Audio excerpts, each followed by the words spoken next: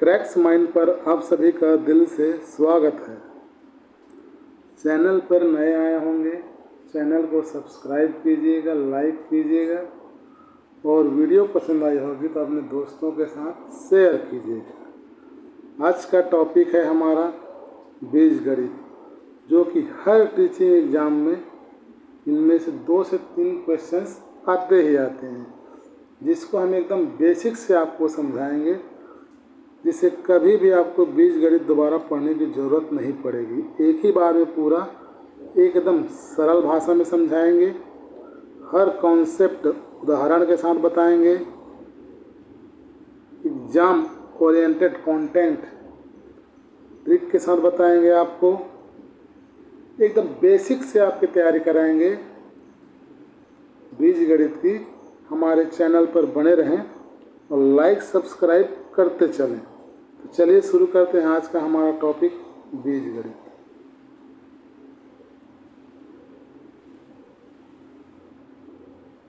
बीजगणित क्या है?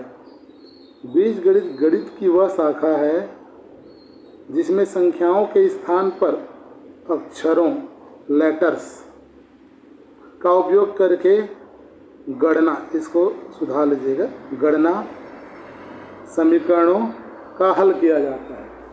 जैसे यहाँ पे एग्जाम्पल दिया है 2x + 3 बराबर 11, तो ये 11 का मान नहीं बदलेगा। इसमें 2 क्या है? गुणांक है, x क्या है? चर है, 3 क्या है? पद है और 11 क्या है? नियत है, जिसे हम आगे की स्लाइड्स पर समझेंगे। दूसरा है y - 5 बराबर 10। y के स्थान पर ऐसा क्या रखें जिसका 5 घटाने पर हमारा आंसर 10 प्राप्त हो। तीसरा है हमारा 3a + 2b बराबर 15। तो यहाँ पे हमेशा याद रखिएगा, ये 3 गुणांक है, a उसका चर है, उसी प्रकार 2 गुणांक है, b उसका चर है। चलिए अगले स्लाइड पर चलते हैं। जैसा देखिए मैंने बताया था आपको, चर, जिस अक्षर द्वारा कोई संख्या दर्शाई जाए उसे चर कहते हैं। कांस्टेंट, नियत, जिसका मान निश्चित हो उसे नियत कहते हैं। कोफिशिएंट, गुणांक, चर के साथ गुणा करने वाली संख्या को गुणांक कहते हैं। जैसे बताया ना आपको 2x + 5 लिखा रहेगा, तो ये क्या है? ये है चर और ये उसका गुणांक है।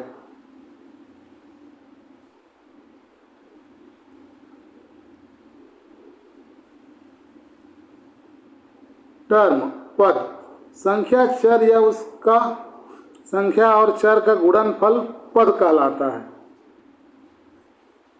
नेक्स्ट, चर, वेरिएबल, जिस अक्षर द्वारा किसी अज्ञात संख्या को प्रदर्शित किया जाता है उसे हम क्या कहते हैं? चर कहते हैं। उदाहरण x, y, z, a, b, c, p, q, r। चर का मान बदल सकता है लेकिन नियत का मान कभी नहीं बदलता। नेक्स्ट, नियत, जिस संख्या का मान हमेशा निश्चित रहता है उसे नियत कहते हैं। उदाहरण 2, 5, 10 - 3 / 100 शून्य। नियत का मान हमेशा रहता है। जैसे एग्जाम्पल के लिए ले लेते हैं, पहले ही सेकेंड स्लाइड पे आपको लिखा था 2x + 3 बराबर 11, तो इसमें से नियत ये वाली संख्या होगी, न कि ये वाली संख्या। अगले स्लाइड पर चलते हैं। पद, संख्या, चर या संख्या और चर के गुणनफल को पद कहते हैं। ध्यान से समझिएगा इस टॉपिक को। उदाहरण 5 क्या है? एक पद है। x क्या है? एक पद है। 3x क्या है? एक पद है। 2x प्लस 3y प्लस 5 ये क्या है? 3 पद है। पहला पद, दूसरा पद और ये तीसरा पद। ध्यान से समझिएगा इस टॉपिक को। इसमें कुल कितने पद हैं? 3 पद। इसको लेंगे तो ये क्या है? हमारा गुणांक है 2। ये क्या है? हमारा चर है। ये हमारा क्या है? नियत है। नेक्स्ट,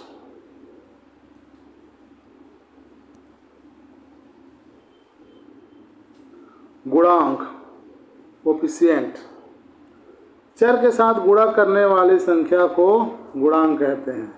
अभी आपको समझाया था मैं। 5x में गुणांक क्या है? 5 है। -3y में गुणांक क्या है? 3 है। 2/3a में गुणांक क्या है? 2/3 है। एग्जाम्पल दिया यहाँ पे, ध्यान से देखिएगा। 7x में गुणांक क्या है? 7x में गुणांक है 7 और चर क्या है? चर है हमारा x। नेक्स्ट,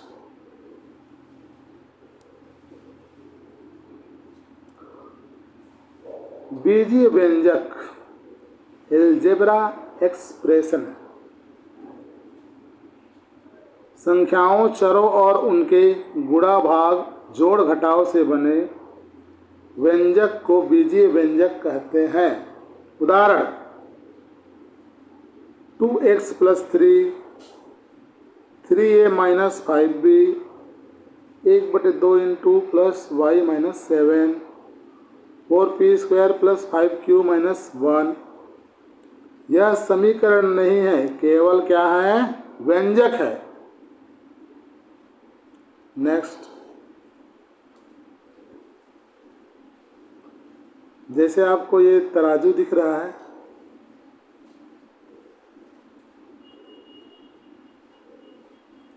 ये तराजू दिख रहा है आपको, दोनों तरफ दिख रही है तराजू। एक तरफ लिखा है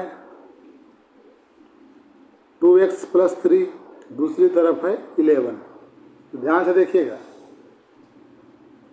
2x प्लस 3 का मान कितना है? 11 के बराबर है। तो यहाँ x पर ऐसा क्या लिखें हम लोग? x के स्थान पर क्या है? इसके साथ गुणा करें जो यहाँ 11 जाए। 2 के साथ क्या गुणा करें हम लोग? क्या करेंगे जी?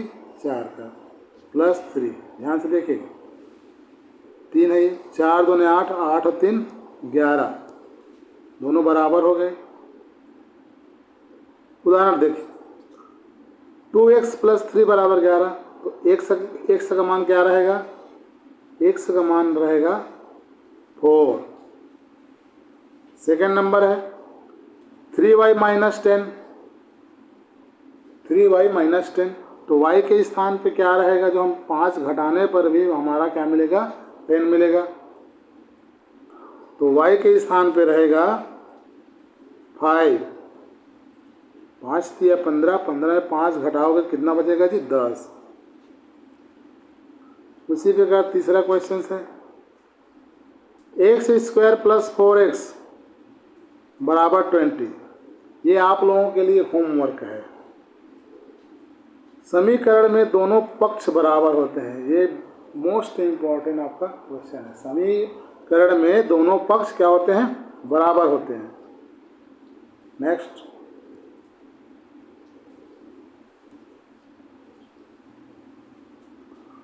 कुछ उदाहरण दिए हैं, सरल है, जो कि सरल उदाहरण है। व्यंजक बनाइए।